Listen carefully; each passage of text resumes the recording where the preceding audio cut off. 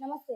Welcome to our channel. నేను మీ పద్మావతి. ఈరోజు మనతో పాటు ప్రముఖ ఆధ్యాత్మికవేత్త మరియు జ్యోతిష్య పండితులు డాక్టర్ ముల్లపూడి సత్యనారాయణ గారున్నారు. ఆయనతో మాట్లాడి భోగి విశేషాల గురించి తెలుసుకునే ప్రయత్నం చేద్దాం. మీరు కూడా చూసేయండి. నమస్కారం గురువుగారు. నమస్కారం మా పద్మావతి. గురువుగారు, భోగి అనగానే మనకందరికీ గుర్తుకొచ్చేది భోగి హ్మ్. మంటలు. హ్మ్. తర్వాత భోగి దగ్గరికి వెళ్లి మనం అందులో పిడకలు వేయడం, చిన్న పిల్లలకి భోగి పళ్ళు పోయడం హ్మ్. ఇంతవరకు అందరికీ తెలుసు. అయితే వాస్తవానికి భోగి అనేది ఎందుకు జరుపుకుంటాం? అసలు ఇలాగే చేసుకోవడానికి గల కారణం ఏంటి? హ్మ్. అయితే వీటన్నిటిని మించి అసలు భోగి రోజు చేయాల్సిన ముఖ్యమైన పని ఏంటి? హ్మ్. భోగము అంటే అనుభవించడం అని అర్థం. హ్మ్. భోగం పెట్టాము అంటే నైవేద్యం పెట్టామని అర్థం. అక్కడి నుంచి వచ్చిందే భోగి హ్మ్. పండగ. అంటే ఎంట్రన్స్ డోర్ ఆఫ్ సంక్రాంతి పండగ. పెద్దల పండగ. అవును. ఈ పెద్ద పండుగ అని అంటాం. అంటే పెద్దల పండగ అని అర్థం. అంటే చనిపోయినటువంటి వాళ్ళందరికీ కూడా పిండ ప్రదానాలు అవన్నీ చేయడమే కాకుండా వాళ్ళకి నైవేద్యాలన్నీ కూడా తర్పణాలు ఇవన్నీ కూడా పెట్టేటటువంటి పండగని 10 రోజులు కూడా మనకి పెద్ద పండగ అంటాం. హ్మ్. పెద్దల పండగ నుంచి వచ్చిందది. అందులో మొట్టమొదటిది ఫస్ట్ రోజున భోగి కాబట్టి డోర్స్ ఓపెన్ అవుతాయి. ఈ యొక్క భోగి రోజున మనందరం ఏం చేస్తామంటే చిన్నప్పటి నుంచి మనకి తెలిసింది మన ఇంట్లల్లో ఉన్నటువంటి పాత సామాను తీసుకొచ్చి కాల్చేస్తాం. ఎదురింటి వాళ్ళ గేట్లు అవన్నీ చెక్కలు ఉంటే అయి తీసుకొచ్చి అందులో అవును. వేసేస్తాం.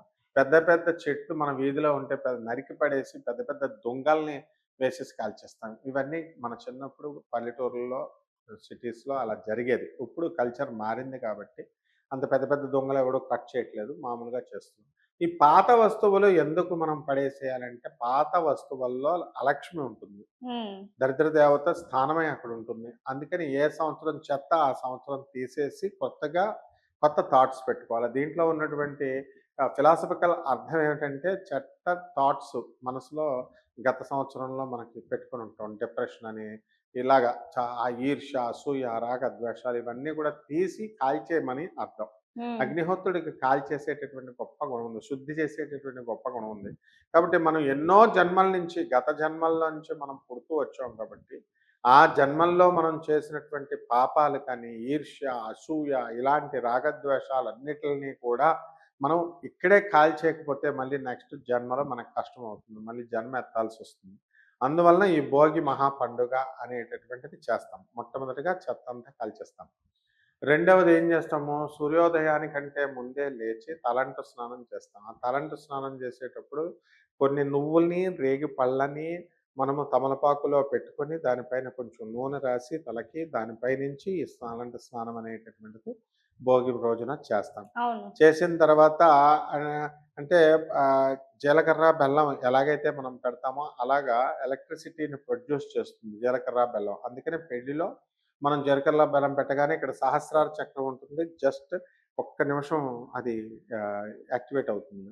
కాబట్టి స్పందిస్తుంది. రెస్పాండ్ అవుతుంది. అందుకని దాన్ని మనము భోగి పండగ అంటాం. భోగి పండగ రోజున కూడా మనం ఏం చేస్తాం, ఈ నూనె, ఈ నల్ల నువ్వులు ఇవన్నీ కూడా రేగిపళ్ళు ఇవన్నీ పెట్టేసరికి ఇలాగ అనేసరికి ఖచ్చితంగా మనకి కరెంట్ పాస్ అవుతుందనమాట. ఈ ఉద్దేశంతోనే మనకి భోగి పండగ అని అన్నారు. ఆ రోజున పొలాలన్నీ కూడా బాగా అలంకారం చేస్తారు కనుమ పండుగ రోజుల్లాగా. కొత్త ధాన్యం ఇంటికొస్తుంది. గాదెల్లో నింపుతారు. హరిదాసులు వీళ్ళంతా గూడా తంబురా పట్టుకొని ఇన్నిళ్ళకి వస్తారు. ఈ 10 రోజులు గూడా వస్తారు వాళ్ళు.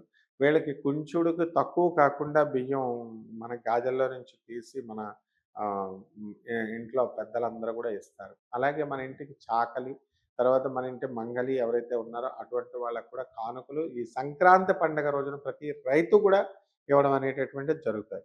కాబట్టి ఈ భోగి రోజున సాధారణంగా మనం ఏం చేయాలండి అంటే భోగి మంటల పండుగ అగ్నిహోత్ర పూజ, సూర్యనారాయణమూర్తి యొక్క పూజ. సూర్యనారాయణమూర్తికి మనం చక్కగా మనం భోగం సమర్పించుకుంటాం అనమాట. ఈ విధంగా కనుక మనం కొత్త వస్త్రాలు ధరించి, మనం కొత్త బట్టలు వేసుకొని మనం చేసుకునేటటువంటి భోగికి చాలా ప్రాధాన్యత ఉంది. కాబట్టి ఈ భోగి రోజున ఇలా చేసుకుంటే సరిపోతుంది. ఆ విధంగా భోగి పండుగ రోజున మనము పంటలకి, హ్మ్. పశుపక్షాదులకి మనం ప్రాధాన్యత అనేటటువంటిది ఇస్తాం. ఫస్ట్ రోజున కాబట్టి భోగి పండగ రోజున కొత్త వస్త్రాలు మనం ధరిస్తాం. హ్మ్. ధరించిన తర్వాత ఆకాశమంతా గూడా ఎలా ఉంటుంది అంటే చలికాలం కాబట్టి బ్రహ్మాండంగా చల్లని వాయువులు వేస్తా ఉంటాయి. గొబ్బెమ్మలు పెడతాం భోగి హ్మ్. రోజున. అవును. ముగ్గులు వేస్తాము. ఈ 10 రోజులు సంక్రాంతి 10 రోజులు కూడా మనం ముగ్గులు వేస్తూనే ఉంటాం. ఆ తర్వాత ఆవు పేడతో మనము అంతకు ముందే మనము పిడకలు తయారు చేసుకొని పెట్టుకుంటాం. హ్మ్. ప్రతి పల్లెటూరులో గనక చూస్తే గోడలకు కొట్టేసి చాలా ఉంచుతారు. ఈ భోగి మండగ రోజున ఆ పిడకలన్నిటిని కూడా అందులో వేసి కాల్చి, చక్కగా దానిపైన మనం నీళ్లు కాసుకొని తలంటు స్నానాలు చేస్తారు పల్లెటూరుల్లో. హ్మ్. కర్రలు అవన్నీ కూడా వేసేసి. అవును.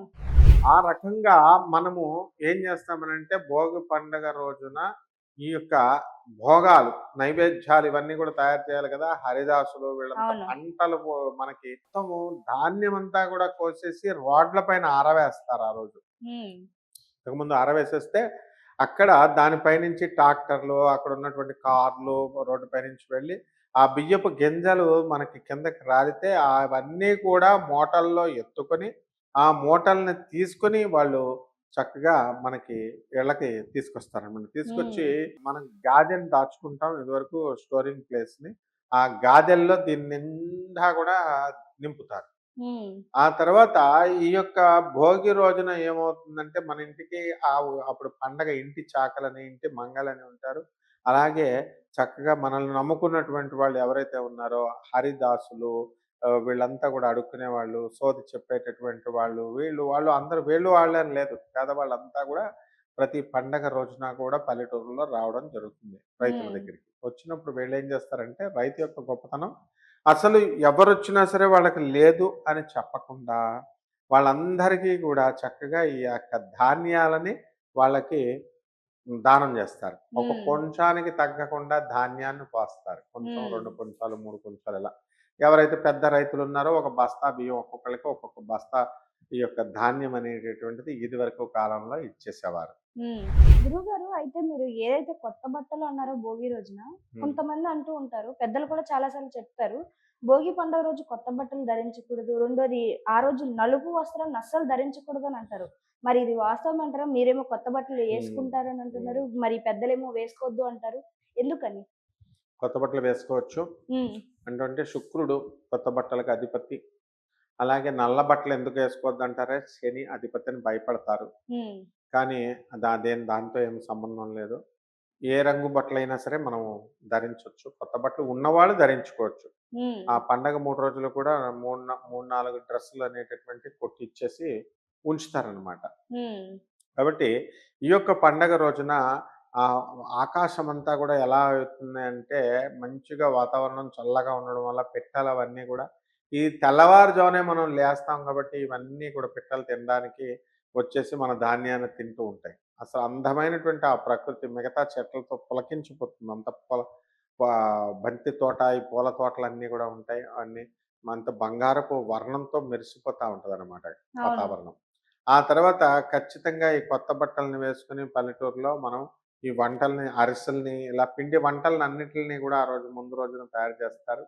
ఆ రోజు నాన్ వెజిటేరియన్ పెట్టరనమాట. మొత్తం అంతా వెజిటేరియన్ ఫుడ్డే పెట్టి మనమంతా గూడా చాలా జాగ్రత్తగా ఈ యొక్క భోగి పండుగను మనం చేసుకోవాలి. హ్మ్. ఇలా చేసుకోవడం ద్వారా మనకి మాటలు రానటువంటి వాళ్ళ మాటలు, పెళ్లి కానటువంటి వాళ్ళకి పెళ్ళిళ్ళు, పితృదేవతల్లో ఇరుక్కుపోయినటువంటి పితృదేవతలంతా కూడా వాళ్ళు తిరిగి మోక్షాన్ని పొందడం అనేటటువంటిది జరుగుతుంది. హ్మ్. కాబట్టి భోగి పండగకి ఇంత ప్రాధాన్యత అనే ఇప్పుడు గురించి కూడా చాలా చక్కగా వివరించారు గురువుగారు. నిజంగా ధన్యవాదాలు. ధన్యవాదాలు.